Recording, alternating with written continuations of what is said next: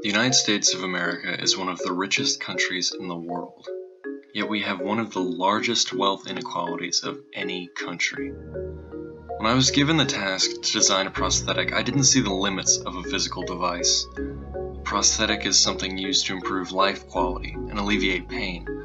So why not design a prosthetic not for a single person in pain, but for a community in pain? The pain I chose was poverty.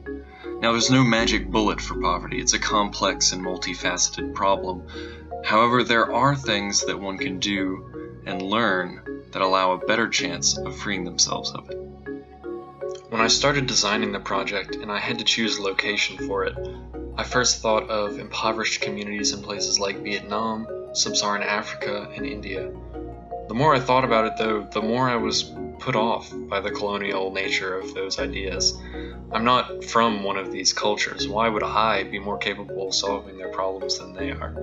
And so, in favor of a more communal mindset, I shifted my focus. Why look across the world for poverty when there are millions of people right here in the US, right here in my state of Alabama, that are suffering? 15.5% of Alabama residents live in poverty, and 14.7% of Alabama residents experience food insecurity.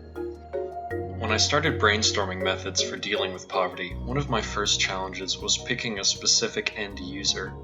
Through research, I found that programs that aid children in poverty can have a measured positive effect on their outcomes later in life. So with children as my target users, I decided a camp during the summer would give the project the best environment for connecting with kids. The camp wasn't designed to be simply fun and games, though. I wanted to help provide interactive educational experiences, tools, and pathways that kids could use to improve their quality of life and eventually help them rise out of poverty. This led to the project name, Pathway. Initially, I wanted Pathway to be a multi-week program with different themes for each week. Through my research, the themes that I found that would be most beneficial were food, financial responsibility, voting and local government, sex education, job training, and community involvement.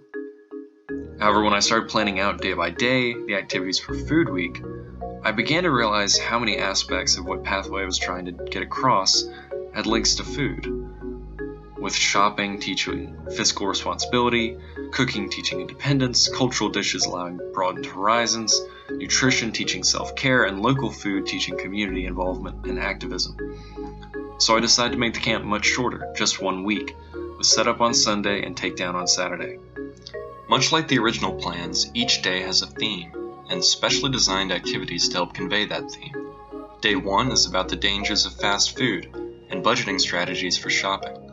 Through shopping scenarios where the kids actually have to buy their lunch for the day with a limited budget, combined with games that showed just how much fast food habits can cost over periods of time, kids are taught fiscal responsibility.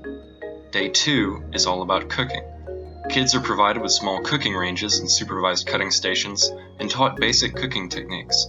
This culminates in an Iron Chef style competition together with a partner to build teamwork and encourage ingenuity in their cooking. From this point on, students are involved in making at least one of their meals every day. Day 3 is about foreign foods. For kids who haven't grown up with much money, there's often a lack of exposure to new cultures and their traditional foods. So through cultural activities led by guests from other cultures and cooking foreign dishes, the kids are exposed not just to new food, but to new ways of life. Day 4 is about nutrition. Often places in poverty, especially rural poverty, are in food deserts, and so many don't receive adequate nutrition. In the morning, each child is given a checkup at a food pharmacy put on by the counselors who calculate their recommended daily macros and see what nutrients they're missing in their diet. Then, using ingredients all purchased from the local grocery, kids cook their lunch based off of the recommendations they were given. Kids also learn how unhealthy food affects your body over time and how to avoid it even in places without many options. Through this, kids will learn about self-care and practical ways to keep eating healthy using their local resources. Day 5 is about community. Partially guided by guests who are community activists or prominent members of the community, kids go to see local food producers in their community, learning about community agriculture to improve nutrition and how they can help the work that others are doing, or how to start their own. Through this, kids learn the importance of community involvement and what they can do to help their community.